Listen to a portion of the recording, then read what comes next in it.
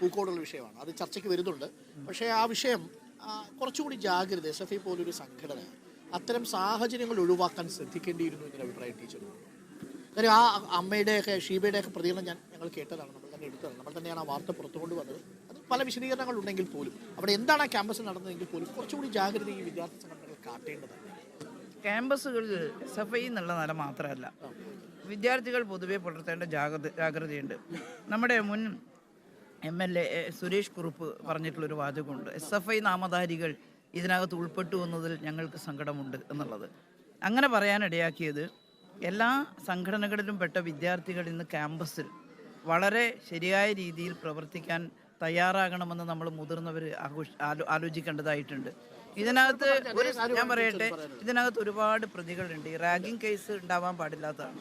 അതിൻ്റെ പിന്നിലെല്ലാം എന്തെങ്കിലും സംഭവം ഉണ്ടോ എന്ന് എനിക്കറിയില്ല. പക്ഷെ ഒരു കാരണവശാലും റാഗിങ്ങിനെ ന്യായീകരിക്കുന്ന ഒരു സംഘടനയല്ല SFI.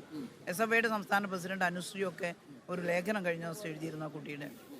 അതുകൊണ്ട് ആ സംഭവത്തെ ഞങ്ങളാരും ഒരു കാരണവശാലും ന്യായീകരിക്കില്ല. അതിനകത്ത് ഉൾപ്പെട്ടിട്ടുള്ള ആളുകൾക്ക് ശക്തമായ ശിക്ഷ കിട്ടണം. എന്നാൽ അതിനകത്ത് ആരൊക്കെ ഉണ്ടെന്നുള്ളതും പരിശോധിക്കണം. എല്ലാം SFI എന്ന് പറഞ്ഞ് കണ്ണടച്ച് പറയുന്നതും ഒരു ശരിയല്ല. SFI ഉണ്ട്, SFIയുടെ പ്രവർത്തകർ അതിലുണ്ട്. പക്ഷേ അവർക്ക് ശക്തമായ ശിക്ഷ കിട്ടണം. SFI അതിനെ ന്യായീകരിക്കില്ല, നമ്മളാരും ന്യായീകരിക്കുന്നത് മാത്രമല്ല. അരുൺ, അതിലൊരു വിഷമം ടീച്ചറുണ്ടായോ? കാര്യം സുരേഷ് കുറുപ്പ് പറഞ്ഞതുപോലെ അതിൽ SFIയുടെ ഏറ്റവും മുതിർന്ന അവിടുത്തെ ഏറ്റവും മുതിർന്ന ഭാരവാഹികളാണ് അതിന് നേതൃത്വം നൽകുന്നത്. ആ മുറിയിലാണ് കൊണ്ടുപോയി. തീർച്ചയായും ഞങ്ങളത് ഗൗരവതരമായ പരിശോധനയ്ക്ക് വിധേയമാക്കാണ്. അങ്ങനെയുള്ള ഒരു എലിമെന്റ്സിനെയും SFIക്ക് അകത്ത് വെച്ചു. പ്രധാനപ്പെട്ട കാര്യം അത് ഗൗരവമായ പരിശോധനയ്ക്ക് പാർട്ടി തന്നെ വിധേയമാക്കും അല്ലേ? നേരത്തെ ഞങ്ങൾ ക്യാമ്പസിനകത്ത് മയക്കുമരുന്ന് കാര്യങ്ങളെല്ലാം വരുമ്പോൾ അതിനെതിരെ ശക്തമായി പ്രതികരിക്കുന്ന സംഘടന SFI ആണ്. SFIയോട് അങ്ങനെ പ്രതികരിക്കണമെന്ന് ഞങ്ങളെല്ലാം മുതിർന്നവർ. ഷീബ എന്ന അമ്മയുടെ ഒരു ഫീലിങ്ങിനോട് ടീച്ചർ പൊരുത്തപ്പെടുന്നുണ്ട്, അത് മനസ്സിലാക്കുന്നുണ്ട്. തീർച്ചയായിട്ടും അവരുടെ ദുഃഖം, ശരിക്കും അമ്മമാരുടെ ദുഃഖം മനസ്സിലാക്കാൻ നമുക്ക് കഴിഞ്ഞിട്ടില്ലെങ്കിൽ പിന്നെ നമ്മൾ രാഷ്ട്രീയ പ്രവർത്തകരല്ലല്ലോ. പക്ഷെ ആ ഒരു കാര്യത്തിന്റെ പേരിൽ SFI എന്ന് പറയുന്ന സംഘടന എത്രയോ വിദ്യാർത്ഥികൾക്ക് വേണ്ടി പ്രവർത്തിക്കുന്ന സംഘടനയാണ്. ഇതിനകത്ത് ഉൾപ്പെട്ടിട്ടുള്ള ചിലർ കാരണം SFI ആകെ എന്തോ ഒരു വലിയ പൈശാചിക സംഘടനയാണെന്ന് പറയാൻ ഞാൻ ഒരുക്കമല്ല. ഇതിനകത്ത് വിട്ടുപോയിട്ടുള്ള ആളുകൾ ഒരിക്കലും SFIക്ക് ചേരാത്ത സമീപനമാണ് സ്വീകരിച്ചിട്ടുള്ളത്. കർശനമായ നടപടി ആ സംഭവത്തിൽ അത് ഒരിക്കലും അംഗീകരിക്കാൻ കഴിയാത്ത വേദനാജനകമായ പ്രതിഷേധാർഹമായിട്ടുള്ളൊരു കാര്യമാണ്. ഒരു കാര്യം കൂടി, ഞങ്ങളുടെ സർവേയിൽ ഒരു ഫലം പുറത്തു വന്നു. അതിൽ ടീച്ചറാണ് കേരളത്തിന്റെ ഭാവി മുഖ്യമന്ത്രിയായിട്ടുള്ള ജനങ്ങളുടെ ഏറ്റവും വലിയ ചോയ്സ്. നിങ്ങൾ മീഡിയ കരുതുന്നത് നിങ്ങളാണ് ആളുകളെ ഉണ്ടാക്കുന്നതും ഇല്ലാതാക്കുന്നതും. ഞാൻ ആ കാര്യത്തിൽ അങ്ങനെയല്ല കാണുന്നത്.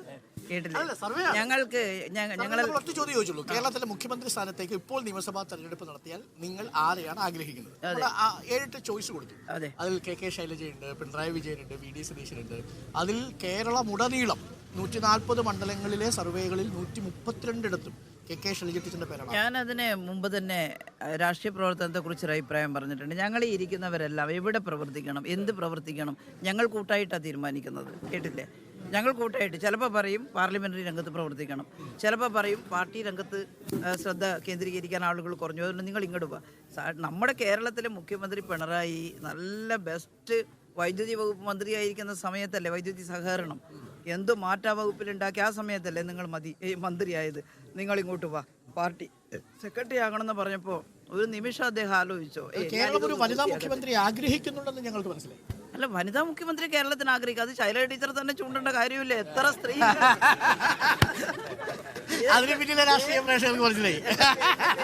എന്റെ പിന്നിൽ നിൽക്കുന്ന ഇവരെയൊക്കെ നിങ്ങൾ അറിയോ? ഈ കൂട്ടത്തിൽ മുത്തും മാണിക്യം ഒക്കെ ഉണ്ട്. അവരിൽ ആർക്കും നാളെ കേരളത്തിന്റെ വനിതാ മുഖ്യമന്ത്രിയാവാം. എന്റെ പാർട്ടി എന്നോട് ഇപ്പൊ പറഞ്ഞിരിക്കുന്നത് പാർലമെന്റ് പോയിട്ട് ശബ്ദം ഉയർത്താനാണ്. അപ്പൊ ജനങ്ങൾക്ക് എന്നോട് വെറുപ്പില്ല എന്നുള്ളത് നിങ്ങൾ പറഞ്ഞിട്ടുണ്ട്. ആ സ്നേഹം പാർലമെന്റ് ഇലക്ഷനിൽ ഒരു വോട്ടായി എനിക്ക് ഇപ്പൊ തൽക്കാലം അത് മതി എന്നുള്ളതാണ്. തീർച്ചയായും ഈ പ്രലോഭനങ്ങളിൽ ടീച്ചർ വീഴത്തില്ല. ഇല്ല. പ്രധാനപ്പെട്ട കാര്യം എന്താണ് സജീഷ്? കഴിഞ്ഞില്ലേ പരിപാടി? അപ്പൊ നല്ല ഭക്ഷണം. സജീഷിനാണ് ടെൻഷൻ. കാര്യം സജീഷ് ഇവിടെ സംഘാടകനായിട്ട് ഇങ്ങനെ ഓടി നടക്കുക. അടുത്ത സ്ഥലത്തേക്കുള്ള മീറ്റിംഗ് വൈകും. Thank you Sajeesh, thank you. സന്തോഷം. അപ്പൊ നല്ല ഭക്ഷണം കിട്ടി. മിഥുൻ കൊള്ളാം, നല്ലൊരു ആംബിയൻസ്. ഒരു ചെറിയ ചടങ്ങ് പോലും വലിയൊരു ബൂത്തിലെ ഒരു വലിയ പൊതുസമ്മേളനമായിട്ട് മാറി, ഒരു കോൺസ്റ്റിറ്റ്യുവൻസി പരിപാടിയായിട്ട് മാറി. അപ്പോൾ അതിൽ സജീഷിനുണ്ട് അഭിനന്ദനം. ഓക്കെ, അപ്പോൾ താങ്ക് യു ടീച്ചർ. ഞങ്ങൾ ഇനി യാത്ര തുടരുകയാണ്. Thank you. നമ്മൾ കുറേ കാര്യം പറ്റുന്നില്ല. കുഴപ്പമില്ല, ടീച്ചറെ ഞങ്ങൾ കൈകൂപ്പിക്കോളാം.